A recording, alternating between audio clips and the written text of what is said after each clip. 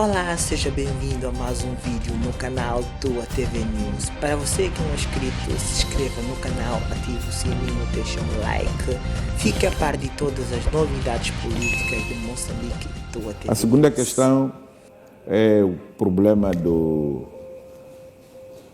da entidade que está a fazer a rede que sai de Temane para Maputo. Aquela entidade está a patrocinar a construção de escolas nos vários distritos onde a linha atravessa. E um dos distritos que é beneficiário disso, porque incluindo a subestação de Maputo estará nele, é o distrito de Maracuene. Estive esta semana em Maracuene, fiquei preocupado ao tomar conhecimento de que a empresa terá recebido mais de 60% do dinheiro correspondente e o que fez não chega a 25%. Entretanto, os gestores do projeto, a tal UGEA, não sabem onde é que fica a empresa. Não percebi como é que eu posso fazer contrato com uma entidade para fazer obras dessa natureza com muito dinheiro do Estado gasto e os dirigentes não sabem onde é a sede da empresa. Está a ficar claro que dentro do projeto deve haver pessoas aliadas a esta empresa que estão a roubar dinheiro do Estado. Portanto, eu queria pedir a Sucesso Investigação para se fazer a Maracuene e tentar descobrir onde é que andam esses malandros e serem desmistificados. E como que chama a empresa? É aquela empresa que faz rede de energia, de Temane para Maputo. Certo. Qualquer pessoa de Maracuene conhece onde é que está isso. Certo. Ou podem ir à escola de John Ukoshi. Há 2 salas de aulas que nunca terminam, que fazem parte desse lote de salas que devem ser construídas no distrito para benefício das comunidades.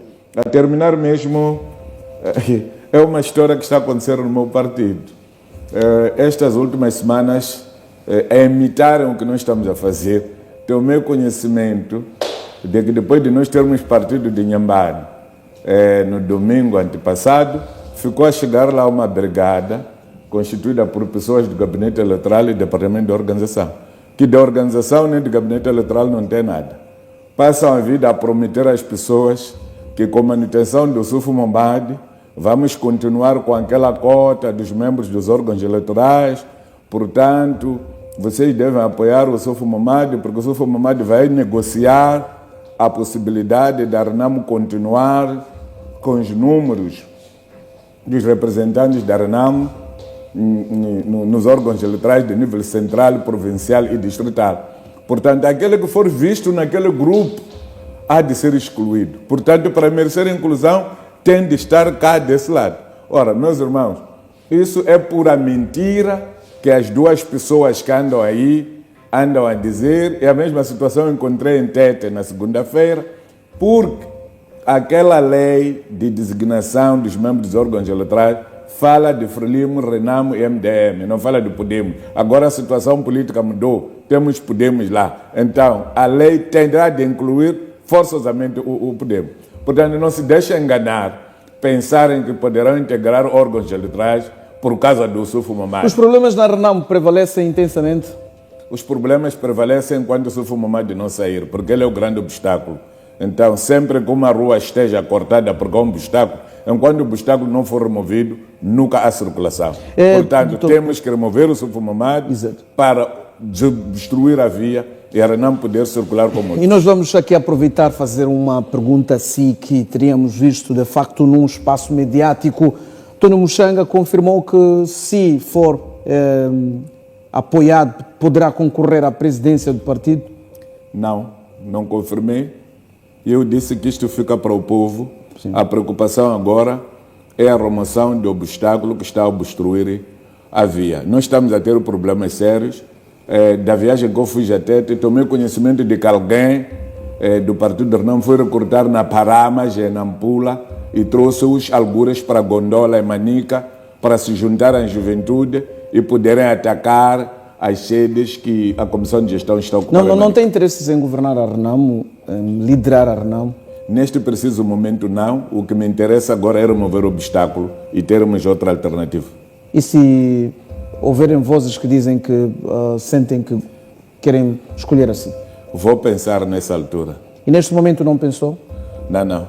O que... Eu estou como Adelino Guambe, que foi fundar o DENAM para libertar Moçambique, sem muitas ambições. Mas depois a Leusa e aceitou o projeto Frelimo? Sim. E permitiu que Eduardo Mondlane fosse presidente, apesar de ele ser o fundador da ODENAM. Muxanga, nós já fizemos insistidamente essa pergunta e eu acho que é oportuno voltar a insistir. Que figura sente quando para nos seus momentos de reflexão que dê equação um perfil? Assim, se tivesse que apoiar alguém porque sentimos que está a demarcar-se, poderia apoiar? É uma figura que conhece bem um partido, uma figura interventiva, uma figura consequente, uma figura séria, destemida, que reúna as condições de confiança para que possa garantir que esta relíquia que lhe acaba de... E neste momento existem pelo menos 3 nomes dentro do seu imaginário que se adequam a estes requisitos que elenca? Não posso adiantar nomes. Sim, não pedimos os nomes, só perguntamos a quantidade. São tantos nomes, até passam a 10. Podia, por gentileza, e no seu caráter de abertura, citar pelo menos 3?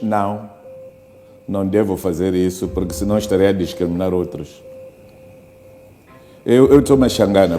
Acredita que a Renamo pode ter um líder? Vamos pensar numa outra perspectiva. Um líder jovem?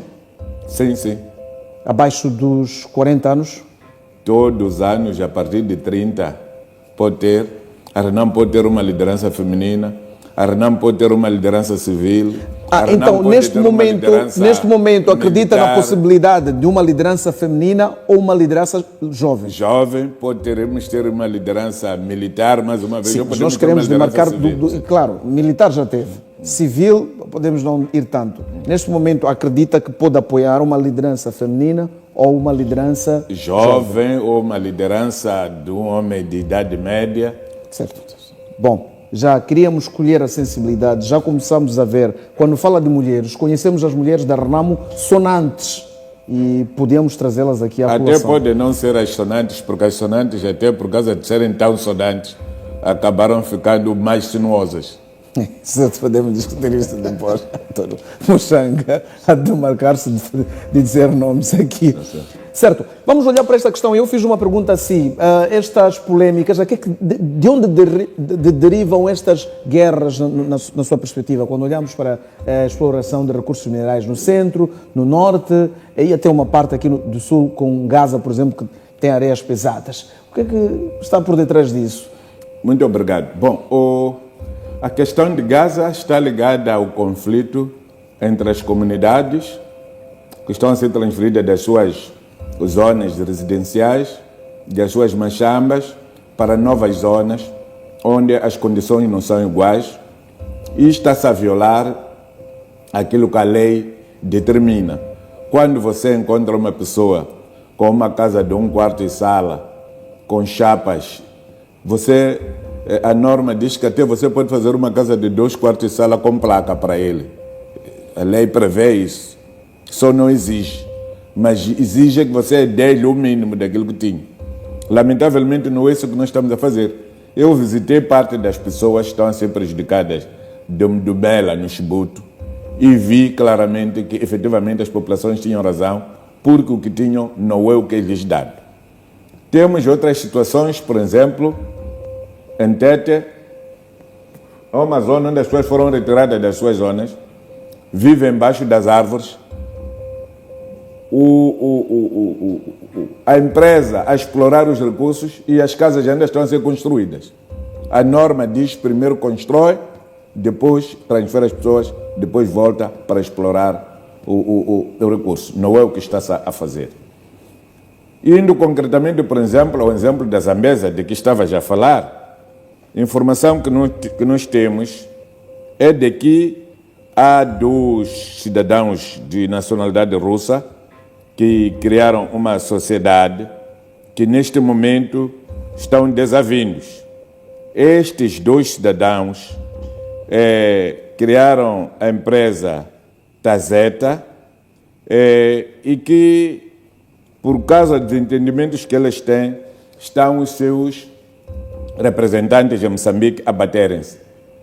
Lamentavelmente, havia o conflito, mas a empresa estava a elaborar, os trabalhadores estavam a receber vencimentos. O tribunal meteu-se lá, indicou o Dr. Martins, antigo bastonário da Ordem dos Advogados, e a situação deteriorou-se. Deteriorou-se no sentido de que as pessoas estão sem receber e consta que semana passada até houve corte de energia. Ele foi indicado como presidente do Conselho Executivo, o presidente, o administrador executivo da empresa, e voltou a ser indicado por o despacho dia 23 de julho, pelo mesmo juiz, Dr. Celso Alexandre Vasco, como quem vai presidir a Assembleia Geral. Não é normal quem está no Executivo ser o presidente da Assembleia Geral. A Assembleia Geral estava marcada para o dia 6. O juiz, no mesmo despacho, diz que para dar tempo, ele primeiro revoga a indicação do Júlio Elias, que tinha sido indicado como presidente da Assembleia Geral, e vai buscar o Dr. Martins, que já é administrador executivo, para dirigir a cerimônia, que deve decorrer no dia 6. E para dar tempo ao Dr. Martins, adia a data para o dia 26 de agosto.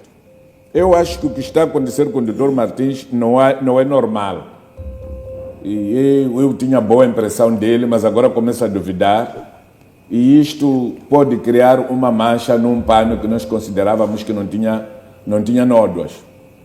Porque é muita coisa sobre ele. Ele tinha aquela situação dos advogados que estavam a gerir a Cimentos da Beira e criaram aqueles problemas. O tribunal até chegou a tomar medidas ao juiz, que espero que as mesmas medidas serão tomadas a este juiz, porque parece que o modus operandi não é diferente. E o Dr. Martins demorou muito a tomar a decisão, mas estamos satisfeitos porque a decisão tomada satisfaz o mínimo. Aquela suspensão que foi dada àqueles advogados é razoável. E porque também sabemos que a Procuradoria está a instruir o processo para arcar as reais responsabilidades dele, incluindo obrigar eles a devolver um dinheiro que roubaram ou que desviaram, que não deveriam ter tirado da Cimentos da Beira. Por causa desta situação que o Dr. Martins se meteu, agora estão a aparecer pessoas da Cauena também a reclamar a postura do Dr. Martins. Agora, começo a ter muitas dúvidas. Parece que as aparências iludem-nos. Portanto, Dr. Martins, melhor do que nunca, para continuar com seu fato branco, é melhor abandonar isso, porque não vai te ajudar muito. Só está a criar condições para as pessoas cavarem a sua vida particular, a sua vida profissional e trazerem-nos aqui situações que nos vão nos tirar do sério. Nós achamos que a Ordem dos Advogados tem de ser dirigida por advogados com grande integridade e não com a aparência de integridade que às vezes podemos chegar à conclusão de que não possui. Indo concretamente a outras questões, temos, por exemplo, aquela questão que está a acontecer em Mogovolas, na província de Nampula, onde também houve garimbeiros baleados e lutaram com polícia, houve polícias que roubaram ouro. Também a situação é a mesma. Quem primeiro a descobrir o recurso é a população. Depois de descobrir o recurso, aparece o Estado a dizer que isto foi concessionado a um determinado flagra. Mas se você for a ver as datas, vai perceber que não tem nada a ver. A data em que a população começa a explorar o recurso e a data da concessão, há uma diferença muito grande, para dizer que efetivamente está-se a arrancar aquilo que o povo é que está a descobrir, está-se a tirar aquilo que deveria estar nas mãos da população. É verdade que esta situação da mineração não pode ser feita sempre de maneira artesanal, é preciso fazer uma exploração. Passar para a industrialização, sim, a exploração industrial. Industrial, mas a população não tem condições de ter isso. Mas podíamos tentar encontrar uma maneira de potenciar as populações para também poderem tirar benefício, porque caso não, só estaremos a assistir diariamente confrontos e conflitos entre a população. E nós temos duas dimensões, Dr. Mushanga. Primeiro são os conflitos internos, segundo é o não benefício às populações. Em alguns pontos o debate tem sido visto. De que é a culpa? Por que temos isso? Será que não estamos tão distraídos ao ponto de perder o grande objetivo, que é explorar para o benefício do país? O problema é do Estado. O Estado moçambicano, os gestores do Estado moçambicano, neste caso os membros do governo, estão a gerir mal o processo. Eu tenho conhecimento de que muitos administradores reclamam. Por exemplo, a questão das licenças mineras são concedidas a nível nacional. A Direção Nacional de Minas ou a Direção Nacional de Recursos Minerais só tem as coordenadas, nem conhece onde é que anda esse tal sítio. Através do mapa só sabem dizer que está no Distrito X. Se você for buscar o diretor nacional, que é a pessoa que está a dar as concessões, vais perceber que ele não sabe onde é que fica tal coisa. De tal sorte que há zonas onde há licenciamento dado a 3 ou 4 pessoas. Uma das situações que também cria esta situação de conflito. Mas a coisa mais grave ainda é que antes do recurso que está no subsolo, nós temos a terra, que essa terra pode estar ocupada. Então, primeiro tem de se respeitar a lei de terras. O que é que diz a lei de terras? Porque você passa da terra para o subsolo. A maior parte dos administradores dos distritos, dos líderes comunitários, até dos governadores, não são tidos nem são achados quando o assunto é recurso mineral. Então, este é que é o grande dilema que nós temos. Mesmo aqui na cidade de Maputo, na província de Maputo, temos este problema, esta vergonha que nós temos aqui depois de CMC Maguani. Aquela cova ali, de netos estão a tirar, no bairro Guava, a ir para Matec. Mais dias, menos dias, aquilo vai destruir a circular. Ninguém percebe como é que na zona metropolitana estão-se a fazer buracos daquela dimensão. Já tivemos problemas em Gojosa de crianças que morreram ou que estão a morrer por causa de tirada de inertes. Em Boquiço, próximo do quartel militar, temos a mesma situação. Em Siduava, próximo da Coca-Cola, temos a mesma situação. Em plena cidade da Matola. Então, eu acho que alguma coisa anda mal aqui.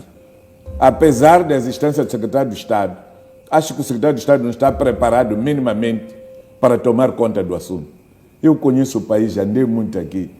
Um bocadinho mais para o interior e podemos encontrar sítios virgens onde se pode tirar areia, pode tirar tudo o que se pretende, zonas pouco habitadas. E não esta questão de andarem a abrir covas aqui em plena cidade, criar-nos problemas de erosão, criar problemas de destruição das casas e das populações, criar problemas também que nem ajudam, porque depois aquelas zonas ficam sem habitação, os bandidos aproveitam aqueles espaços para ocupar, para a partir daí planificar ações de desestabilização dos bairros das nossas cidades. Certo, Fernando Machava, há uma nota que Mushanga traz e é unânime em muitos corredores de análise, segundo a qual há uma fragilidade no Estado em fiscalizar e até em criar, de facto, o grande objetivo com esta exploração de recursos, o ganho para Moçambique. E aponta aqui o governo como um dos maiores problemas. Que leituras tem para estas polêmicas que surgem? E Mushanga trouxe uma radiografia um pouco do sul ao norte. Mais uma vez, bom dia.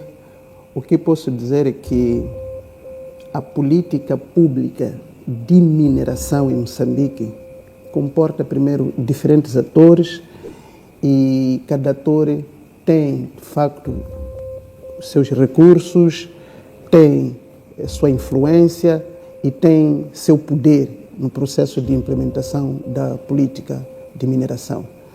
O fato é que, quando se fala de implementação de uma política, o Estado não é o único ator no processo de implementação. O Estado, inclusive, concorre com outros atores. Há de perceber que temos lá os empresários, diferentes grupos de interesse, a população, o Estado moçambicano, e todos eles cada um apresenta um conjunto de interesse, cada um apresenta também um conjunto de demandas que quer ver satisfeita. Okay? Este é o primeiro ponto. O segundo ponto é em relação a modelos. Não é? Existem vários modelos de gestão de recursos minerais. Há um modelo que o Estado é muito predominante, o que significa que o Estado, não é responsável pelo todo o processo de desenho, implementação, é mais interventivo o Estado. Okay? Mas há outro modelo em que há mais primazia do setor privado. De todas as maneiras, tanto o modelo em que o Estado é mais interventivo, como o modelo em que o setor privado é interventivo, apresenta sempre desafios no processo de implementação. Os desafios decorrem justamente por causa de diferentes interesses que cada autor procura maximizar. Okay? O que podemos dizer é que, primeiro, não existe um modelo, não é, acabado quando se trata de gestão de recursos minerais. Cada país procura ajustar, não é, a sua gestão de recursos naturais, tendo em conta as dinâmicas internas e as características dos atores envolvidos. E a nossa realidade? Agora, fazendo uma avaliação da nossa realidade, porque eu trago primeiro essa introdução, Exato. Porque às vezes nós pegamos modelo norueguês, modelo tal, mas a gente se esquece aqui que os atores não são os mesmos, não é? Os interesses envolvidos também não são os mesmos. Agora, tendo em conta a nossa realidade, em Moçambique o modelo é misto. Há, de facto, intervenção do Estado, que procura, inclusive, legislar o processo, desenhar o processo, inclusive dar garantias de 10%, fala-se de 10% dos benefícios às comunidades locais.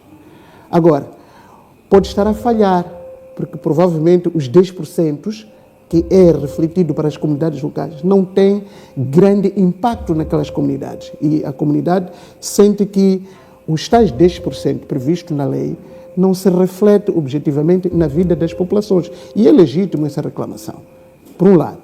E por outro, temos que perceber que há também diferentes grupos, eu falo aqui de atores, mas precisamos também perceber que há atores subestatais, desde, inclusive, sindicatos de crime, que também estão envolvidos nesse processo. O processo de implementação de uma política de mineração é muito complexa. E em falar desses atores subestatais, por exemplo, em Manica, nós tivemos uma constatação de túneis que saem de Manica ao Zimbábue para extraviar o ouro. Há questões que, de facto, devem ser admissíveis e compreensíveis, mas há questões de controlo da criminalidade altamente organizada, com condão como o terrorismo, que não se percebe. O caso de Manica, por exemplo, que o Estado até teve que criar uma comissão e abrir um teatro operacional naquela região. É aceitável isso? Olha, e Niassa, por exemplo, onde existe quase um Estado paralelo, onde os malauianos, chineses, estão a explorar lá. Será que não é sobre a forma como o Estado controla o seu próprio Estado? Há estudos também que mostram a capacidade do Estado no processo de implementação de políticas de mineração. E o que se entende é que há variáveis aqui muito complexas. Veja, por exemplo, a África do Sul é um Estado robusto, com equipamento, com tecnologia, um Estado muito presente, mas nem por isso esses problemas lá não existem. O que significa que é um processo complexo que o Estado precisa articular com outros atores. Agora, o caso de Moçambique, precisamos perceber, primeiro, a capacidade do Estado de implementação de política de mineração. Primeiro, qual é a capacidade do Estado de implementar a política? Como o Estado fiscaliza? Quais são os benefícios que são canalizados para a população? E como é feita essa distribuição? Se nós conseguirmos compreender, pelo menos, esses elementos e categorizar precisamente os atores, porque eu falava aqui de atores subestatais, provavelmente que na definição da política o Estado não tem em conta esses atores subestatais porque não os conhece. É muito fácil compreender os interesses da comunidade. ok? Porque a comunidade se faz representar, por exemplo, por uma associação, por um determinado uma grupo, cooperativa. e negociar com este grupo o molde de operacionalização de política de mineração num determinado local. Mas é praticamente impossível articular, por exemplo, com determinados atores subestatais, invisíveis, mas que a sua intervenção tem grande impacto na gestão de recursos minerais. Falou aqui precisamente de grupos, sindicatos de crime, que se infiltram naquele lugar, né, corrompem todo o sistema e controlam todo o processo de mineração. Inclusive, esses sindicatos de crime têm um condão de se infiltrar até nas decisões do próprio Estado. E isto é em qualquer parte do mundo. Então, é um desafio muito grande, gestão de recursos minerais, porque precisamos primeiro perceber quais são os atores envolvidos, os seus interesses, as suas características, depois como que se articulam, quais são os benefícios, porque não é apenas dizer, olha, vamos usar a força armada para os militares, para tirar os mineradores naquele local. Porque se você diz que, olha, o Estado precisa articular com mineradores artesanais, estes sindicatos se infiltram na mineração artesanal. Começam a trabalhar também sob capa de mineradores artesanais. E depois são esses que depois aparecem a reclamar muitas das vezes benefícios. E nós aqui até a dizer que, olha, o Estado não está a apoiar os mineradores artesanais, quando, na verdade, há uma infiltração muito grande dentro da cúpula dos mineradores artesanais por um sindicato de crime que opera naquele lugar. Exato. Sim. É assim, antes dos 10%, quando o projeto começa, porque o projeto dá 10% quando começa a explorar, quando começa a ter rendimento. Quando o projeto é lançado, já há pessoas que vivem lá. O primeiro grande problema começa na compensação das pessoas. As pessoas não estão a ser compensadas. Um exemplo concreto aqui no Maputo. Da circular até Maracuene, a Riopel, no passado as pessoas foram tiradas ali para colocar-se aquele projeto Muglamete. Dizia-se que era para produzir carvão para abastecer a cidade do Maputo. FAO, na altura. Aquele projeto morreu. Os nativos voltaram para ocupar a terra. Uma parte foi aceita. Se você estiver a andar dentro do cemitério de Mchafutene, há de ver cepos de eucaliptos. Havia muitos eucaliptos médios naquela zona. As populações voltaram para ali. Mas já há uma zona que um determinado grupo de antigos dirigentes tomaram essa zona. Eu, como deputado da Assembleia da República, pessoa eleitoral da província de Maputo, das diligências que fiz, falei até com o Chafice Data, quando era administrador de Maracuene. As últimas sentenças que eu fui apanhar com a esposa do antigo primeiro-ministro, o primeiro-ministro deste país, Mário Machungo. Sou Mchanga, desculpa. Não, deixa-me te dizer. Foi de que aquele projeto foi extinto, já não se pode fazer floresta aqui. Tem de ser requalificado para passar a fazer-se imobiliário. Não é imobiliário que o Miguelamete está a fazer lá. Está a vender areia.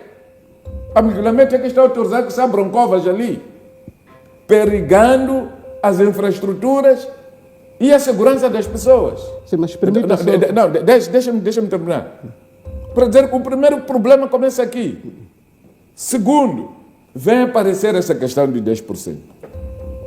Ora, a Intemane, ali onde estão a fazer, está instalada a fábrica, haviam pessoas, famílias que viviam ali, foram tiradas, sabe onde estão hoje? Haviam pessoas que faziam mexambas ali, não tiveram compensação nenhuma, com doate e tudo. Então, qual é o papel do Estado? Qual é o papel do Procurador-Geral? Qual é o papel dos nossos advogados? Os nossos advogados estão mais a favor de quem tem dinheiro do que defender o próprio povo. É a razão pela qual estamos a ouvir aqui nomes dos antigos bastonários envolvidos em confusão. Neste processo de miguelamento, se você for a ver, há de encontrar o antigo bastonário da Ordem dos Advogados do lado de quem tem dinheiro, em detrimento da população. Esta é que é a questão de fundo. E depois passamos para aquelas questões de cotoveladas entre os sócios, mais outras coisas. Eu penso que o importante que nós deveríamos fazer aqui, primeiro, tendo em conta que a terra é do Estado, tendo em conta que a terra é da pessoa que ocupa, porque também faz parte deste Estado, tínhamos que discutir bem a questão das compensações. Eu gostei muito deste processo daqui da Malanga, apesar de ter doído. Pelo menos quando vejo como é que as pessoas que viviam na Malanga estão hoje em Tenga, sinto-me satisfeito. Porque vejo pessoas com casas de qualidade a dormirem bem. O único grande desafio que ainda resta lá é a eletrificação e o problema de água. Se o Estado moçambicano, o governo, conseguir pôr água para aquela população, sobretudo água canalizada, porque eram pessoas que viviam aqui na cidade, eu sentirei-me muito satisfeito. Não estou satisfeito com as pessoas que foram levadas para Maúbo, porque as pessoas que estão em Maúbo estão a sofrer. Não têm as mesmas condições que estão do outro lado. Então, é exatamente isto que nós queremos que seja assegurado em todo o território nacional. Não estamos a dizer que quando há recurso, não se pode explorar o recurso. Não. O recurso tem de ser explorado, mas tem de se cuidar das pessoas. Eu vi um projeto da Jindal, em Marere, em Nampula, em Tete, aliás, não é nem Marere, é a caminho de Songo. Fizeram boas casas mesmo. Lamentavelmente, as terras onde as pessoas foram colocadas já não vão produzir comida. Permita só. Vamos sim. sim, porque também Sim. Eu frisava muito o papel dos atores, os intervenientes no processo de uma determinada política. Há um elemento que nós devemos, né, captar, principalmente um ator que muitas vezes não é considerado relevante, o burocrata, aquele funcionário que tramita papéis, todo o procedimento. Falava muito bem o Sr. Mushanga que há zonas em que a população já está lá, mas depois aparece alguém que diz que, olha, este espaço aqui pertence a João. Não é? Essas pedaladas não são definidas, é preciso ficar atento, não são definidas do ponto de vista do desenho da política ao nível do governo central.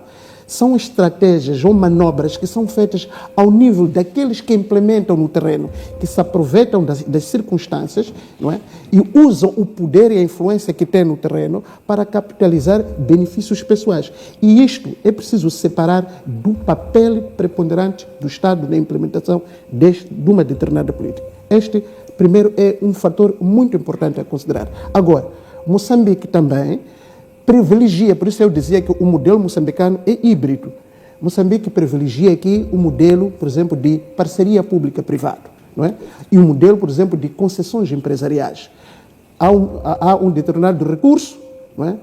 Sabe-se que, do ponto de vista legal, 10% vai para a população, mas os contratos aqui seguem muitas das vezes o modelo ou de concessões ou o modelo de parceria público-privado, sem com isso o Estado perder a sua responsabilidade primária, né, no controle e na gestão de todo o processo. Agora, é preciso lembrar que trata-se sempre de interesses e há muita barganha aqui. Agora, um ator que não pode ser menosprezado é este ator que eu chamei aqui de ator invisível, não é? Um ator que desconhecido, mas que do ponto de vista do tabuleiro, ela desempenha um papel importante, inclusive perturba o processo de implementação. São os grandes sindicatos de crime. Na província de Manica, por exemplo, que conheço muito bem, há uma zona chamada Sete Carros.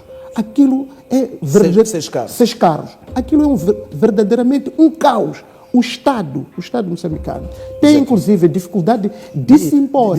E é aí onde vamos fazer a questão para o Hélder. Hélder, bom dia, bem-vindo. Hélder, quando temos o assumir de um discurso como este, temos um lugar como a mina dos Seis Carros, onde a imposição do Estado não é verificada, e também voltamos para um velho debate que a indústria extrativa ela é denominada por pessoas politicamente dispostas, filhos de ministros, filhos de ex-chefes de Estados, filhos de gente grande. Que tipo de abordagem estamos a fazer? Porque quem está a explorar é gente com forte influência no governo ou no Estado mas temos dificuldades também do próprio Estado impor-se nestes espaços. Que abordagens são necessárias para compreendermos? Porque Machava diz que, de facto, há lugares onde a ausência do Estado é verificada. Por exemplo, nestes pontos como Mina dos Seis Carros, onde um nome associado à governadora de Manica ficou citado e tudo mais. Bom dia. Primeiro, permita-me dizer o seguinte. Estávamos aqui a falar, ouvi o colega aqui a falar muito sobre o fator de segurança. Não é? É uma matéria que já escreveu bastante. Eu me lembro de ter feito um paper sobre estas questões. Exato. Da indústria extrativa. O que acontece é que, neste momento, nós não temos, primeiro, o setor de segurança preparado para absorver os grandes negócios de indústria extrativa que Moçambique tem como oportunidade para fazer uso para o desenvolvimento da sua própria situação econômica ou de sustentabilidade econômica nacional. Esse é o primeiro fator. Falou aqui também, igualmente, da presença do Estado. Quem é que organiza o Estado para que o Estado se faça presente em seu território nacional? É o Governo. E nisto há um outro contraditório sobre quem são os tais membros do Governo que têm acesso e fazem hoje parte do setor privado, que, por influência dos seus filhos, de seus comparsas, desempenham a atividade de mineração. Onde é que eu penso que há uma grave falha? Há dois fatores importantes. Primeiro são nas políticas. Okay?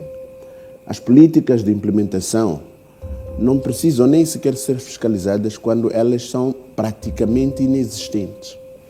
Porque o que é que dizem tais políticas? Estamos aqui a falar de 10% que fica a favor da população. Quem faz a fiscalização do que quanto rendem os operadores na área de mineração? Por exemplo, quanto o Estado ganha com o ouro explorado? Primeiro é o volume do ouro que é explorado. Até antes do volume do ouro que é explorado, o volume do ouro que existe em determinado território. Nós nunca tivemos um estudo atualizado sobre as reservas que nós temos. É por isso é que eu defendo, continuo a dizer, defendo a reestruturação da nossa política de ocupação territorial. Okay? Porque isto inclui isto também. Esta é uma abordagem que o Muxanga já trazia sobre uma reverificação da lei de terras. Porque quando fizermos uma revisão da nossa política de ocupação territorial, nós chegaremos até aí de certeza absoluta e reestruturaremos tudo. Agora, há aqui uma questão sobre a complexidade no licenciamento e na burocracia para a aquisição de licenças, que elas parecem que estão elitizadas.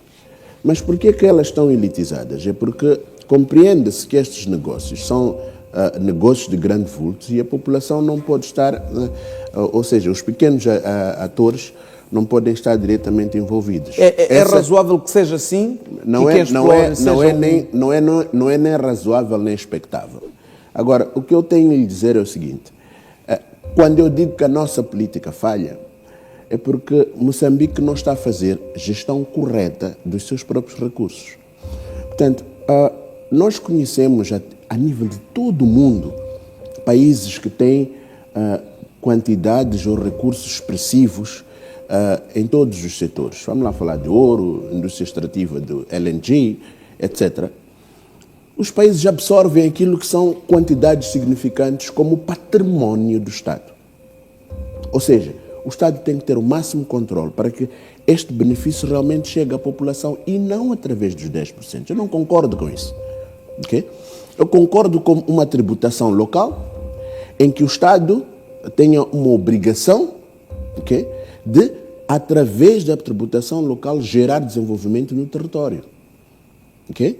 Porque não tem controle, ninguém tem controle do volume do que é explorado, ninguém tem controle do que é comercializado e quanto efetivamente essas empresas ganham sobre isso. Vamos lá falar do rubi em Cabo Delgado. Nós sabemos que o nosso rubi é comercializado no mundo inteiro a valores bem altos e com valor econômico altamente expressivo. O rubi mais valioso do mundo sai de Moçambique. Agora, como é que nós estamos a falar do rubi mais valioso do mundo que sai de Moçambique? E o Estado não tem participação sobre isso. O Estado não é parte disso. Como é que nós falamos do LNG, em que o Estado não é parte disso? O Estado ganha através dos impostos. Significa que, como governo, nós não estamos a impor as políticas necessárias em benefício do Estado. Então, é preciso fazer uma revisão das nossas políticas de extração mineira, porque aí começa o problema. Quando nós fizermos a revisão, nós vamos identificar primeiro quais são, por exemplo, os metais estratégicos que nós temos em Moçambique. Como é que nós iremos fazer uso dos metais estratégicos ou dos recursos estratégicos que temos em Moçambique? Minerais críticos. Exato. Mas desculpe, Para que possamos usar, Exato. para que possamos usar tais minerais a favor do Estado. Agora, quando nós encontramos minerais críticos, encontramos minerais valiosos, okay? O que é que nós fazemos? O que é o nosso costume? Os chefes abocanham, buscam, mesmo sem condição. E essa é a mesmo realidade sem que se verifica em Moçambique. Essa é uma realidade. Que quando se refere a chefes, se refere a que categoria de chefes? Olha, vamos lá ser francos. O escândalo que envolve Manica, por exemplo, fala-se por aí, pronto, pelo menos por fontes credíveis, que envolve, por exemplo, um dos filhos do ex-chefe de Estado. Envolve, por exemplo, filhos ou parentes de... Quando se fala de filhos de chefes de Estado, se refere a quem? Estou a falar de Filipe Nunes, isso não é segredo. Okay. Envolve estas pessoas que hoje, por causa das nuances políticas, eu acho que o corte que aconteceu em Manica não só foi por causa das questões ambientais, foi estritamente estratégico. Estritamente estratégico porque há um governante atual que precisa responder a uma pressão sobre o setor de segurança, a uma demanda desorganizada das classes criminosas que estão envolvidas neste processo, que decide se impor independentemente de ver quem é a cara que está no terreno. Agora, para mim isso é uma resposta, por quê? Porque todos esses processos foram implementados numa altura em que Moçambique, a polícia aqui estava a sofrer uma retaliação séria. Portanto, a complexidade disso não está simplesmente no setor. A complexidade disso é muito maior. Agora, fazer um ponto, aproveitar o argumento que fez, só depois eu devolvo, né?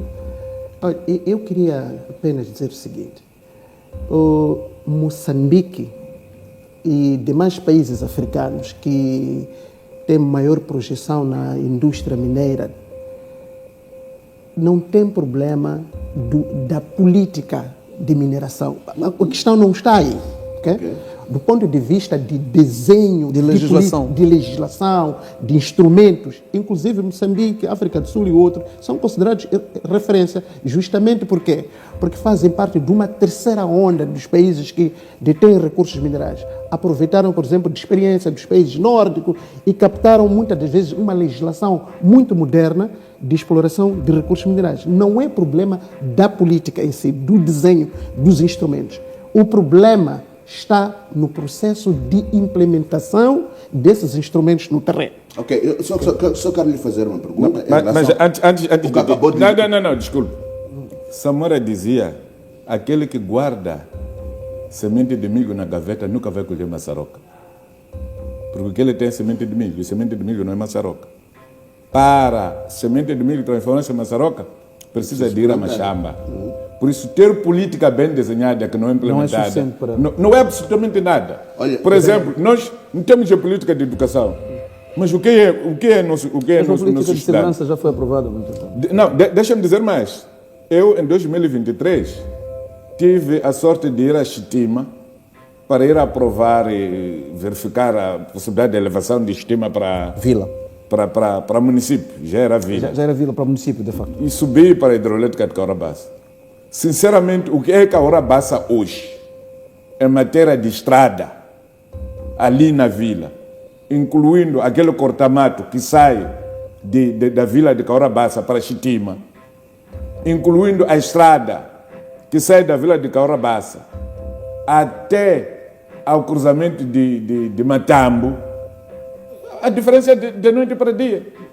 A Caurabaça reabilitou metade da estrada, a Jindal está a reabilitar a outra metade. Aí Muxanga concorda comigo, veja. Não, deixa-me te dizer. Desculpa. Não, deixa-me te dizer. Depois eu fui ver projetos. Machambas foram desbravar uma floresta, estão a fazer agricultura, gota a gota, estão a produzir milho, estão a produzir repolho, estão a produzir ovos, estão a produzir, daqui a pouco vão produzir leite, porque tem gado lá, caprino, tem gado bovino. Isso está a dar emprego às pessoas, está a ajudar as comunidades. As comunidades que perderam parte das suas machambinhas estão a desbravar um terreno para essas comunidades continuarem a produzir. Desculpa, não, espera. Até com recadinho, para dizer o seguinte. Não, o que eu quero dizer é o seguinte.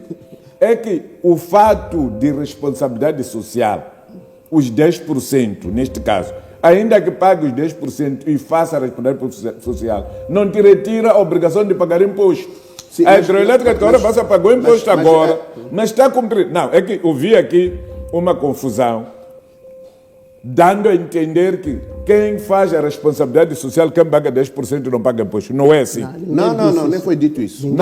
Não foi dito isso. Ninguém disse isso. Eu ouvi. Não, eu ouvi. Tá bem, mas eu ouvi da sua boca a dizer que você é a favor do imposto. Tributação local. Tributação. A tributação não tem interesse se é local, se é central. O que interessa é que desta tributação o povo residente naquele determinado local tem de ter benefícios. O que é que vai valer você dizer que o chefe da localidade tem de tributar, se ele nem consegue fazer o cálculo? Não. A tributação local não funciona, nem iria funcionar assim. A tributação local é... Nós hoje, por exemplo, temos um NIB que é centralizado, um NUIT que é centralizado, ok? Então, se nós temos um NUIT centralizado hoje, significa que se eu registrei a minha empresa no Maputo e tenho uma operação em Chitima, o que é que acontece? Aqueles impostos que são pagos refletem no Maputo. E como é que aquela comunidade local, aquele governo local vai estabelecer o desenvolvimento? Aí há um problema de dependência e obriga-nos a fazer um exercício maior, que é fazer uma revisão da divisão orçamental. Então, nós podemos comprimir isso ou inverter isso. Permitir que a tributação seja local e parte da tributação local venha para o governo central. Que o movimento seja o contrário. Okay? Isso permite que o poder local tenha capacidade, autonomia de investimento. Permite que o poder local tenha obrigação perante as necessidades reais da população. Ou seja, são aqueles que estão no território que sabem claramente... Olha, eu acho que é uma coisa muito grave aqui que estamos... Acho que o Muxanga, não sei se está na mesma diapasão. Olha, primeiro... Permita-me terminar. Vou voltar a dar. Olha, primeiro, o que nós devemos saber é que, como eu dizia, não temos nenhum problema de política de mineração em Moçambique. O grande problema é no processo de implementação, onde há diferentes atores e cada ator comporta um conjunto de interesses e, às vezes, interesses conflituantes. Há disputa no processo de implementação. Eu falava até de atores invisíveis que o governo não negocia com esses atores. E esses atores, às vezes, a sua intervenção tem impacto no processo de implementação. Mas isso já é um problema. Esse é o primeiro ponto. Agora, o que o colega está a dizer de tributação local, eu, por exemplo, não concordo e sou da mesma diapasão como o Xanca. Por quê? Porque primeiro precisamos perceber o tributo. Há vários tipos de tributo, não é? O imposto é um tributo, não é? A taxa é um tributo, vários tipos de tributo. O fato é que, se está a se referir, por exemplo, de tributo imposto não é um tributo de contraprestação de serviço. O imposto, num Estado unitário... Uma obrigação, sim, independentemente... Exatamente. Não é contraprestação de serviço, é diferente de da taxa. Que nós pagamos uma taxa. Eu pago, a pessoa tem que dar resultado porque eu estou a pagar. Uma taxa de lixo. Mas o imposto não funciona assim. Num Estado unitário, não é? Num modelo de Estado unitário como o de Moçambique, há centralização de tributo no governo central. É um modelo. Não vamos inventar outras coisas que vimos, por exemplo, no Estado Federal. O dinheiro vem para aqui. Não, mas não é? Depois esse é o daqui problema. é canalizado em função das prioridades previstas no plano quinquenal do Não, governo. Se o governo entende que, olha, precisamos construir 500 escolas, 1.200 hospitais, temos o dinheiro, não é? Em função das prioridades já estabelecidas, o dinheiro é canalizado. Mas desculpa. Porque este modelo que está a colocar é perigoso, porque eu já estive, por exemplo, num debate com o Muxanga, recorda muito bem, alguém trouxe uma perspectiva muito igual a dele, a dizer que, olha, nós que estamos em Tete, Temos que ganhar que somos com os recursos donos do sítio X, mas está-se a recordar, falava até de Caurabaça, está-se a esquecer que Caurabaça, por exemplo, para chegar à África do Sul, há uma linha que passa por Gaza, por Manica, depois como é que se faz essa distribuição por cada província? Não. Claro, Então, claro que é feita uma distribuição a nível da província em função do peso da implementação que é feita a nível dos corredores. O que acontece... A lei é desculpa, clara, desculpa, vou-lhe pedir a palavra com todo respeito. O que lhe estou a dizer claramente é que este centralismo administrativo que acontece, até hoje, não prova sucesso. Sim, mas o problema não é centralismo. Desculpa, eu estive na Alemanha. A Alemanha é um exemplo de Estado federado. Os Estados federados cobram apenas imposto de cerveja. Nos produtos de consumo, o imposto de cerveja é que fica para os Estados. Outras coisas do ramo alimentar vão para o governo central. Desculpa, o nosso problema aqui é falta de flexibilidade. Diferente, hein? Não, é falta de flexibilidade na devolução. Por exemplo, nós temos problemas agora da devolução de IVA aos empresários. Olha, mas o reembolso do IVA. Não, deixa-me te dizer. Esta coisa do imposto ser pago a nível local ou ser pago imposto a nível central é igual a dizer 8 vezes 2 ou 2 vezes 8. Tudo dá 16. O mais importante aqui é que o dinheiro chegou. O dinheiro foi produzido no sítio X. Esse sítio X tem de ter a sua parte. Essa sua parte tem de regressar o mais rápido possível. Porque quando você, que reconhece que o país está enfermo da corrupção, começa a obrigar que haja tributação local. Estou a imaginar Chitima. Quem está lá para saber tributar Caurabaça? Não, mas isso é... Não, espera, matéria de capacidade. Esse é o problema. Muxanga, desculpa. Não. Um momento só. Sim, Muxanga, por favor. Sim. Esse é o problema, claro, de como o nosso território está estruturado. Muxanga, eu não posso atribuir a responsabilidade à população de Chitima, que não consegue gerir um processo tributário, por conta do Estado não ter estado em Chitima para assegurar um processo tributário. Agora, se o Estado tivesse assegurado um processo tributário em Chitima igual assegura um processo tributário em Maputo, então Chitima teria a capacidade de poder gerir-se per si.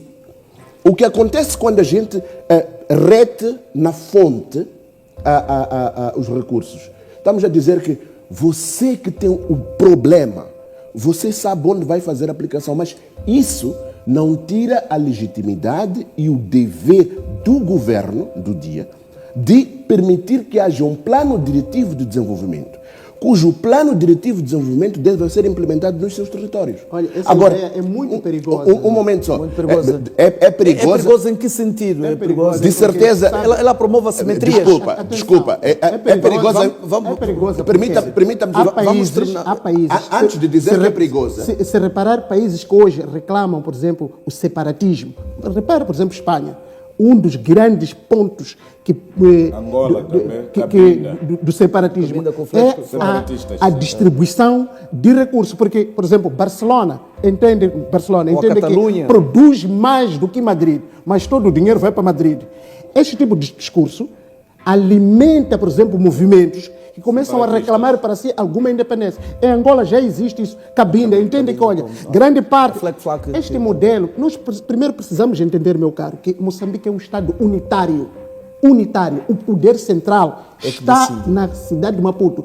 Incomode ou não, o poder central está aqui. E existe um plano, aquilo que se chama de plano plano quinquenal do governo. E plano quinquenal do governo prevê a distribuição de recursos a Para todo o já, olha, território nacional. está a falar Agora, alguma coisa que 10%, não deve estar consciente. 10% ficam no território, está Para claro. já, o que está a chamar de plano quinquenal do governo, eu considero intenção quinquenal do governo. Ok? Porque de planificação tem nada. Por que não tem nada? Desculpa, de planificação tem nada. Porque a planificação não é feita nem sequer em função da estatística, em função da demanda, em função da necessidade real. Ok? Você quando vai ver... Acha hipotético os chamados planos quinquenais do governo? Olha, porque o erro parte daí ainda. Começa ali. Não há proporcionalidade. Não há um estudo. O que seria proporcional? Mas é assim, efetivamente, o plano quinquenal são intenções. Primeiro, por quê? Porque dificilmente você pode prever o que é que vai acontecer. Nós Temos tivemos, choques, por exemplo, de claro, desastres. esses choques de desastres. Ninguém planificou que a Estrada Nacional número 1 ficaria destruída, pelo menos neste troço 3 de fevereiro. Mas porque não houve, Mochanga, é porque não há um plano quinquenal sobre o investimento sobre a Estrada Nacional número 1, ok? Que determine em quanto tempo nós vamos fazer um esforço para requalificar, por exemplo, que já está mais do que necessitada, a Estrada Nacional número 1 e permitir que as obras que incidem na Estrada Nacional número 1, elas sigam uma diretiva. Sim. A diretiva, o que é que nos vai dizer, Mochanga? O presidente Nilson, se calhar, pelas nossas dificuldades de ingestão, eu nem digo pelas dificuldades, é ingestão, o presidente Nilson avançou, por exemplo, 600 quilômetros, ok? O presidente Chapo vem e dá continuidade aos outros 800 quilômetros. Olha, Por exemplo, um momento, ok? Uhum. Então, o presidente Chapo vem e dá continuidade aos outros 800 quilômetros. O que nós temos provado com as nossas políticas, eu insisto a dizer, não há política de mineração. O que eu insisto em dizer é o seguinte, olha, nós temos aqui, a cada governo, uma nova intenção. Porque cada político traz uma nova intenção e não há uma diretriz central de Estado.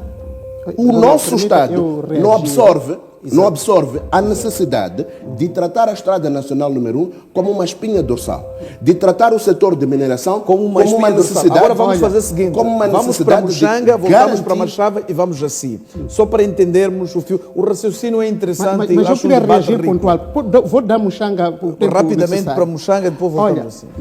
Meus irmãos, muito cuidado de confundir a população. Sinto ali no discurso dele que não conhece os instrumentos, primeiro, pelo fato de seguinte, confunde-se planos, confunde-se agenda. Okay? Quando diz que cada governo entra, uma coisa são os planos, não é? Os planos, inclusive temos um plano quinquenal do governo, depois temos o PSOE, né? Plano econômico e social, que é operacionalizado.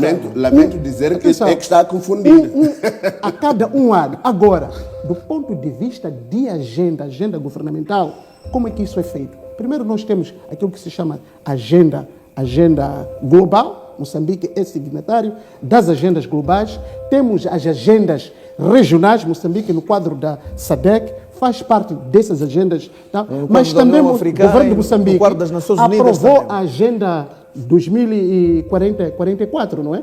Que Moçambique aprovou. Quer dizer, é uma agenda de longo prazo. O que significa que qualquer governo que entra tem em conta a agenda. Agora, como uma agenda. Eu já vi discursos que dizem assim, não, entrou o governante X, mudou-se o plano. Atenção, está a confundir essa pessoa, o plano e a agenda. Porque a agenda espelha as intenções globais do país a longo prazo. Okay? Depois, do ponto de vista de operacionalização, claro que quando entra um governo durante 5 anos, vai colher alguns elementos da agenda global, da agenda regional e da agenda nacional. Depois vai fazer desenhar a sua política. Nesta explicação, Moçambique está a passar.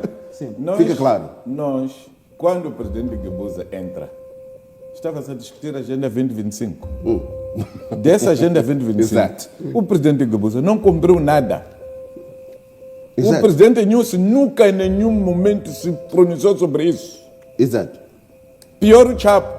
O Chapo só teve conhecimento disso agora, acho que há alguns dias, não passam 10 dias, quando veio alguém e foi para lá com o Dr. Rosário para lhe falar deste dossiê. Para dizer que este Plano Nacional de Desenvolvimento ainda que exista, não está a ser cumprido. Nós temos uma situação aqui no país.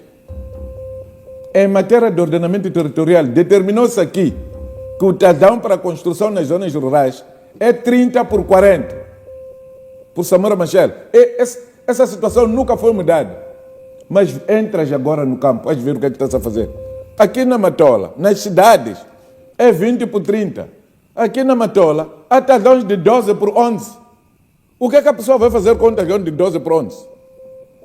O próprio governo, quem devia ajudar as pessoas a pensar, a rentabilizar, a organizar, só as pessoas estão a desorganizar. Nós temos que ter uma zona industrial, e uma zona residencial e uma zona comercial. Tudo isso separado e não misturar. Claro. Não misturar. Claro. Quando você apanha alguém meia-noite na zona comercial, tem de dizer o que é que está a fazer na zona comercial. Isso chama-se a Espera, requalificação o que territorial. é que está-se a fazer na zona industrial? parte da requalificação Você vai territorial. ver agora como é que está o bairro Santos, na Matola, que era a zona industrial. Está de qualquer maneira. E até agora ainda continua a parcelar Umas residências. questões de qualidade ambiental, Então, uma zona o industrial. problema nosso, doutor Machado, os planos existem, as agendas existem, a política existe, só que não está a ser materializada. A obrigação de pôr estas coisas a serem realizadas é de quem governa. Por isso que ele jura cumprir e fazer cumprir as leis e a Constituição da República de Moçambique. Essa capacidade não existe em quem concordo. chefeia o governo. Nós não podemos parar de dizer isto, porque o grande problema que Moçambique tem começa exatamente aí. Eu concordo consigo, Mchanga. Sim, vamos já, Machado, depois voltamos para si, por uma questão só de rota. Consigo, Mchanga, quando diz que, de facto, nós temos um conjunto de instrumentos. Exato. O desafio em qualquer parte do mundo é processo de implementação. Não é uma questão de Moçambique. Processo de implementação Parece que é uma narrativa. de uma política é um processo complexo. Há estudos, recomendo a estudar, a ler, não é? Michel Lipsky, Há não é? muitos leitores que, de que diz, poucas implementações. que diz, Michel Lipsky, que diz, o processo de implementação de políticas públicas é um processo de barganha, de disputa. Há variáveis que não são previstas no processo de implementação. De tal sorte que estamos aqui a falar que o caso de política de mineração, há um conjunto de atores. Alguns atores nós nem o conhecemos, nem sabemos como operam e quais são os seus interesses. Não é diferente, por exemplo, com política de terra. Há de perceber que há bairros aqui que são simplesmente parceladas por chefes de quarteirão. Olha, ok? Por grupos ou por sindicatos organizados que se estruturam, de repente começam a parcelar. E o Estado, muitas das vezes, chega naquele local, já há rua. E você às vezes pergunta, foi o Estado que parcelou isto? Foram o quê? Foram determinados grupos que disputam espaço com o próprio Estado. Precisamos reconhecer, no Brasil, por exemplo, Mas o há um Estado, problema. desculpa, o Estado está representado até as 10 casas. No Brasil, Como é que surge alguém em 10 casas e vai parcelar o Estado não vem? Moçambique é um país subdesenvolvido comparativamente ao Brasil. O Brasil hoje depara-se, por exemplo, com um problema muito sério na implementação de políticas públicas nas zonas faveladas, em que há milicianos e há sindicatos de droga, de tal maneira que para implementar determinada política até social naqueles locais, o Estado é obrigado a negociar. Você está a imaginar o que é um Estado brasileiro pujante, estruturado que é, ter que negociar com criminosos para implementar com fações. Não é tão simples assim como ele está colocado. Mundialmente que o Mchanga diz, olha, eu vivo por acaso naquela região. Onde eu vivo, a parcela que eu tenho não foi adquirida pelas estruturas governamentais, foram adquiridas justamente por esses grupos, por essas organizações, por esses sindicatos. O que significa que é um desafio o processo de implementação. Os atores são muitos. É assim, acho que nós estamos a ler muitas teorias, doutor, e ficar na teoria do livro. Okay? E enquanto estivermos no livro... Essa é uma técnica de não querer conhecimento. Não, mas se não permitir, eu conheço essa estratégia. Se não permitir falar, depois vai ficar um monólogo. O que estamos a querer dizer aqui é que nós não estamos a olhar para a correlatividade entre os conceitos e a prática. Okay? E eu gosto de pôr os pés no chão, vir à terra para olhar efetivamente o que está a acontecer. Porque estes conceitos todos, eles não vão agradar a população, nem vão melhorar a vida das pessoas. O que eu quero dizer claramente é que todos estes problemas que citou do Brasil, etc., o Brasil também, doutor, tem problemas similares a Moçambique, sob o ponto de vista de estrutura territorial. Okay? O Brasil pecou na sua Mas isso gestão da acontece estrutura nos pontos territorial. suburbanos e rurais. Exatamente. O problema é que a terra no Brasil não é do Estado, é de pessoas. É de pessoas. Até a floresta, tem Então, dono. aí pecaram por conta disso igualmente. Portanto, não compare Brasil nesta situação, Os contextos porque são estamos em problemas parecidos, pelo menos neste capítulo. Agora, o que eu estou a dizer, já para não fugir do tema, na questão da mineração, para mim, continua sendo uma questão de políticas. Okay? Nós podemos ter aqui dificuldades de implementação, e essa dificuldade de implementação, como está a trazer, que eu considero uma narrativa, existe em todos os setores. E há setores que são mais graves, que não existe nem política nem implementação. Disse bem aqui o deputado Mushanga sobre o setor de educação. A mesma coisa acontece no setor de mineração. Meu caro amigo, as experiências dos países que desenvolveram em curto espaço de tempo dita que o que eles fizeram foi capitalizar os seus recursos a favor do Estado. Okay? Não é excluir o setor privado, não é carregar o governo ou o Estado como o implementador. Não, o governo, o Estado deve ser facilitador. Agora, ser facilitador significa organizar a estrutura. Você permitir que haja investimento, que o Estado tenha capacidade para fazer investimento, significa o Estado ser parte de uma estrutura financeira. Eu vou olhar para Petrobras, vou olhar para Sonangol, por exemplo, que são empresas que têm forte participação do Estado, porque decidiram que... Ou a Endiama, a empresa de diamantes de Angola. Porque perceberam que este é um recurso estratégico, okay, que nós temos. E precisamos tirar dividendos do nosso recurso estratégico para fortalecer a nossa autonomia administrativa, financeira. Okay? Agora, quando nós não fazemos isso e ficamos aqui a dizer que não, nós vamos licenciar e vamos permitir que o setor privado implemente. Sim, senhora, estou de acordo até aí. Mas o setor privado vai implementar sobre o quê? Estamos aqui, nós somos a quinta maior reserva de gás. Okay? Internamente não temos capacidade para fazer aquela exploração. Nós não somos parte da estrutura financeira daquela exploração. Okay? O que acontece neste momento é que nós vivemos tão simplesmente dependente dos impostos. E todo o grosso da exploração é exportado para os países dos exploradores. Okay? O que é que nós estamos a dizer tecnicamente e politicamente? Nós estamos a dizer claramente que o que nós estamos a explorar no nosso país está a investir o país dos outros, sem que haja uma equidade do investimento no estrangeiro do país dos outros, ou seja, daqueles que vêm investir, e daqueles que são os detentores do recurso. Okay? Desculpa, África do Sul. Fiquei assim várias vezes enquanto esteve a falar. Vamos fazer uma nova rota.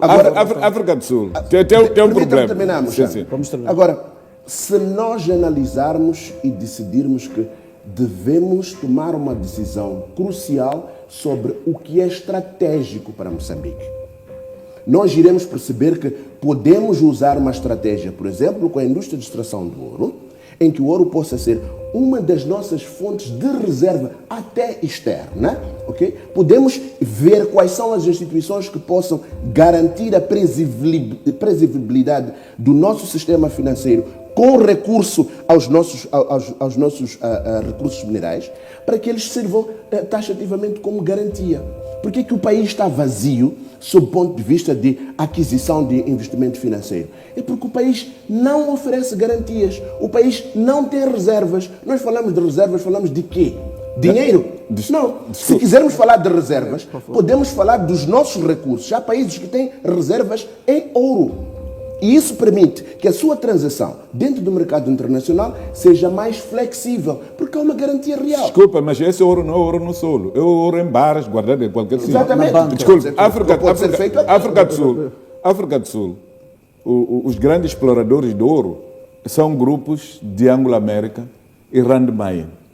Anglo-América são americanos com os seus e Rand Mayen são ingleses com os seus. Os dois principais grupos anglófonos. Então, os sul-africanos viram que o recurso está a acabar. Criaram Golfice. Que é dos sul-africanos. Esta avalanche que você está a ver na Uenela, dessas pessoas que estão a receber dinheiro, são mineiros que trabalharam no Golfice. E é lógico. Essa estratégia Carltonville, por exemplo, tem ali uma mina de Anglo-América, várias minas de Anglo-América, nomeadamente o West-Deep-Leven, o West-Driefontein, não, é o West-Deep-Leven e Lisrand. Esses são de Anglo-América. Tem Blijvor, que é de Randmine. O resto das minas que andam em volta, Dorfontein, Del Kral, West-Driefontein, West-Driefontein, Klofmine, Eliodoro, Libanone, Clofo, são de golfistas. O que é que eles fizeram? Fizeram joint venture com o sindicato, quando Ramaphosa era secretário-geral do sindicato.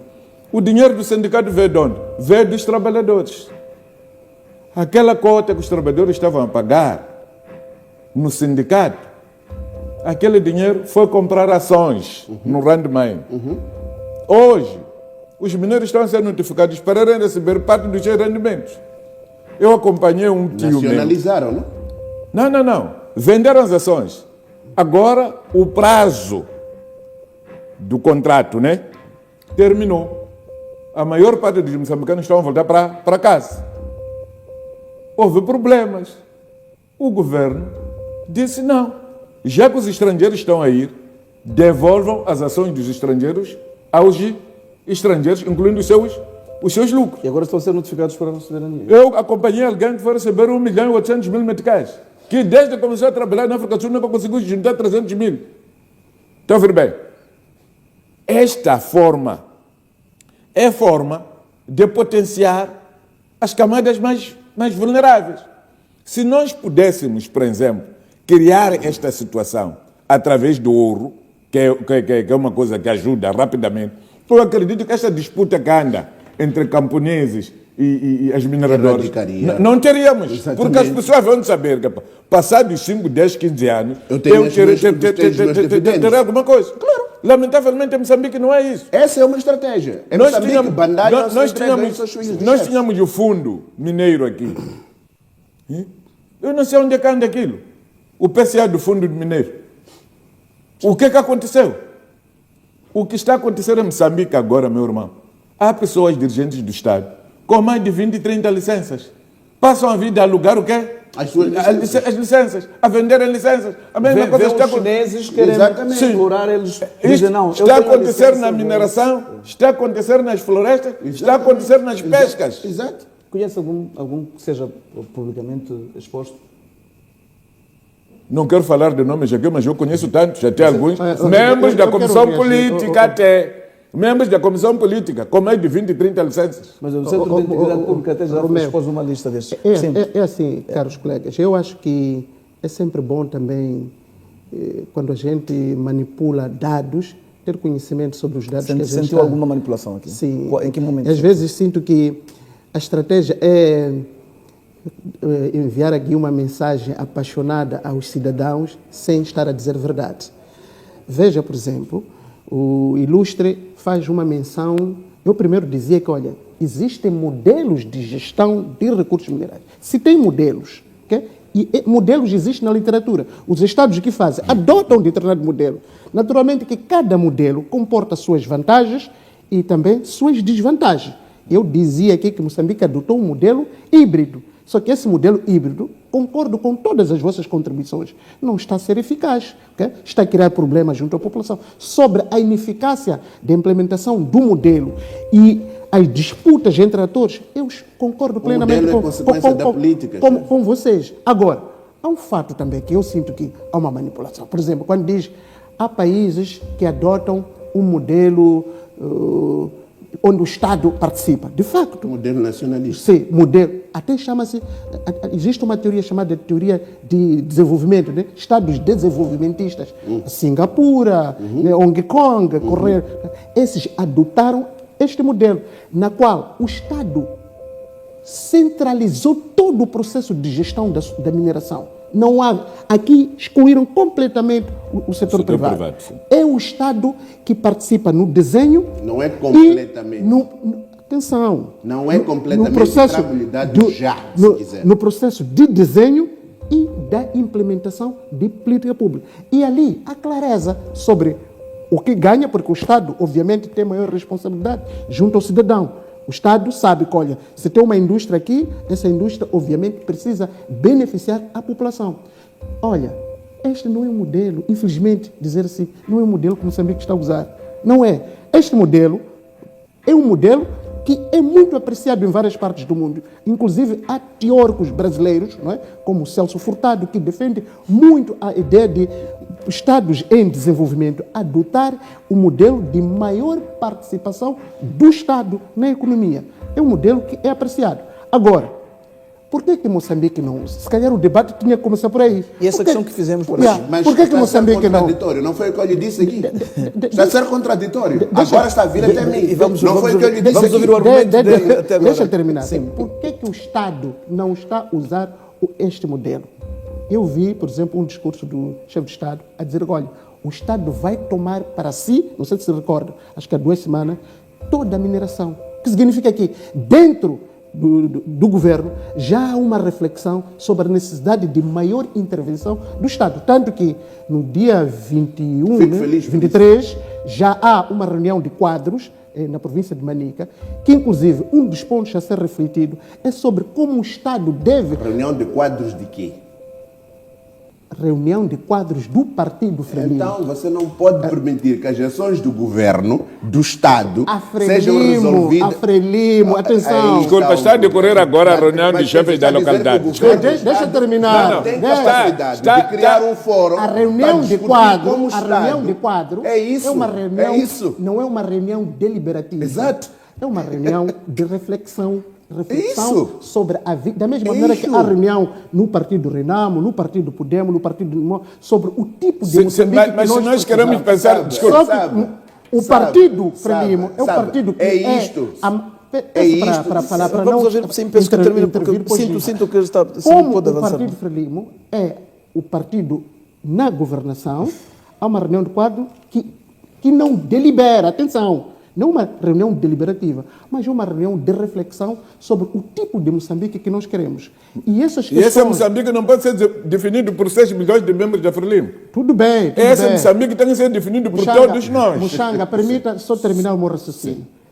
Essas reflexões, eu, por exemplo, vi a intervenção do chefe de Estado que já começa a apontar a necessidade de maior intervenção do Estado nesses processos. Agora, o Estado intervindo, naturalmente que também se exige aqui maior responsabilidade.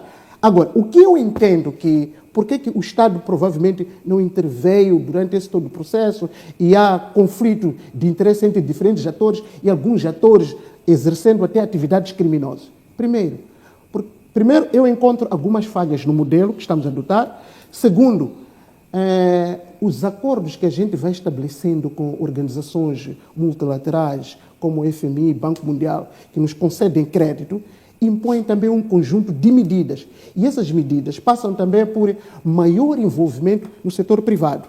E isso reduz o tamanho do Estado. E essa redução do tamanho do Estado, muitas das vezes, se reflete mais tarde, não é, na participação do Estado em várias outras políticas.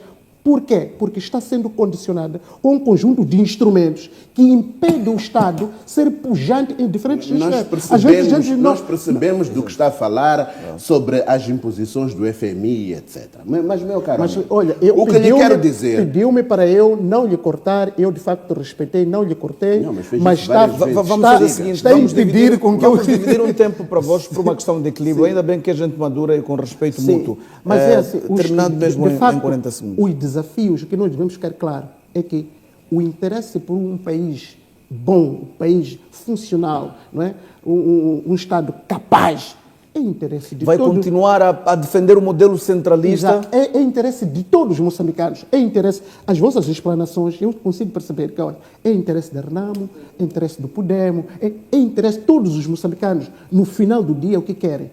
Querem ver Moçambique cada vez mais capaz, as demandas da sociedade cada vez mais correspondidas. Agora, o que nós não devemos fazer de jeito nenhum é manipular a opinião pública sobre dados e conceitos que do ponto de vista, não é, da sua implementação, não é verdade. Eu Continua a estou falar defender o aqui- modelo centralista em relação à exploração mineira. Eu, por exemplo, o Estado moçambicano agora está a usar um modelo que eu considero um modelo híbrido. Sim, mas com Eu- centralismo em vigor. Eu e mais defendo, presença. eu particularmente, Fernando, eu defendo um modelo em que o Estado intervém mais. Eu sou defensor da maior intervenção mas do tem que Estado. criticar aqui. Quer no setor de transporte, quer no setor de mineração, o Estado deve estar lá. Por quê? Porque no final do dia o Estado precisa ser responsabilizado. O que não defendo é manipular conceitos. Mas, desculpe, mas como é que se faz essa participação do Estado? Através de empresas públicas, através das cooperativas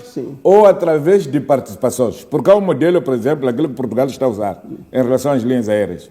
Eles vendem uma determinada percentagem de ações e dizem tantos por cento devem ser do Estado. Você quer entrar, entra a saber tantos por cento. Chaga, eu só Vai quero terminar o que eu concorrer sobre a estava parcela aí. Já restante. dois segundos. Reparam, por exemplo, quando eu digo que o processo de implementação de uma política é sempre complexo. Vocês estão a acompanhar o que está a acontecer, migração na Europa, não é? Marroquinos invadiram. Ceuta, Espanha. A União Europeia anualmente desenha políticas de migração. Anualmente aprimora, do ponto de vista instrumento, de capacidade de vigilância, tecnologia, GPS e tudo. Mas milhões de imigrantes sempre... Olha, Por que que estão? Vamos ouvir Porque há o problema. Helder. O problema está no desenho da política? Não. Há vários atores envolvidos no processo. Não, Sindicatos não é nada criminosos. Mas Não é desculpe, nada Os sindicatos disso. estão também lá. Não, desculpa. Até pode ter razão. Zero Porque diálogo. o grande problema, quem foi o inimigo da Europa no passado? Quem são os mouros? Os mouros são marroquinos que estavam a colonizar a Europa. Que até chegaram... Os portugueses chegaram a ser Até Cascais, sim, chegaram a Cascais, isso marroquinos. vai como uma parte da história Então, pouco um dos grandes problemas que eles têm com os marroquinos é o problema de que eles estarem a trazer uma religião que não é europeia. Olha, Muxanga, isso vai muito mais longe. Você mete todos os marroquinos na Europa, não vão representar nem sequer 5%. Este exemplo o problema vai muito deles é o problema da religião. Eles estão contra aqueles porque não os querem quantidade lá, porque acham que podem inverter os valores europeus. Este é o grande problema que eles têm com os chineses. Muxanga, Não é porque os europeus não gostam de chineses. Não é porque os chineses os europeus não gostam até de africanos. Há problema sério da religiosidade lá. Mas também, Há um Muxanga, tipo de religião que eles não deixa querem. Vamos ouvir. Há um tipo de religião que eles não querem. Então, essa religião é a religião mãe no Marrocos. Então, é preciso ver. E por que esta invasão tem de ser em campanhas? Se cada família tem as suas necessidades. Quem é esse que andou a mobilizar milhares de jovens para invadir ao mesmo tempo? É o tal sindicato de crime que esteja a referir. Chegados lá, vão continuar a coordenar ou não? Qual é o seu papel? África do Sul, nós estamos a culpar a África do Sul agora, por causa daquilo que está a fazer, por causa da forma como a África do Sul começou a fazer. Nós, efetivamente, temos que saber defender as nossas fronteiras. Nós, hoje em dia, aqui, estamos a ter um tipo de crimes que nós não tínhamos. Estamos a ter um tipo de curandeiros que nós não tínhamos. Estamos a ter um tipo de religiosos que nós não tínhamos. É assim, olha lá. Porque nós deixamos as nossas fronteiras... De uma forma, Vamos deixar ele... de uma forma muito clara, eu vou-vos dizer qual é o verdadeiro problema da União Europeia. Tá bom? A Europa precisa deixar de olhar para a África como território de exploração. Quando você coloca os africanos a serem explorados, está a dizer que os africanos automaticamente têm que recorrer-se a territórios onde vão buscar melhores condições de vida. Quando a Europa assumir isso, o problema da situação migratória vai começar a amainar. Ponto 1. Ponto 2. É incorreto para si, doutor, dizer que a Frelimo vai na reunião de quadros sentar e resolver o problema da nação. Essa não é função da Frelimo. Essa é função da nação. A Frelimo tem que discutir os problemas da Frelimo e a Frelimo tem que discutir as suas perspectivas como partido em relação à nação. Agora, não dizer que a Frelimo vem trazer soluções sobre este problema, porque é preciso consultar aos outros. É preciso perceber como é que as outras cabeças estão a pensar. Porque senão vamos entrar aqui nas teorias e depois nós caímos na prática. Portanto, temos que perceber isso para nós separarmos o que estamos a falar de partido e Estado. Ok? Agora, quero lhe dizer o seguinte, os modelos, eles são consequentes das políticas. É preciso que haja uma política que ela dite ou revele o modelo. Agora, quando você dá uma primazia ao modelo híbrido, como esteve a dizer, e defende uma gestão centralizada, como também esteve a dizer, nós entramos em piripaque, porque a gestão centralizada, acima de tudo,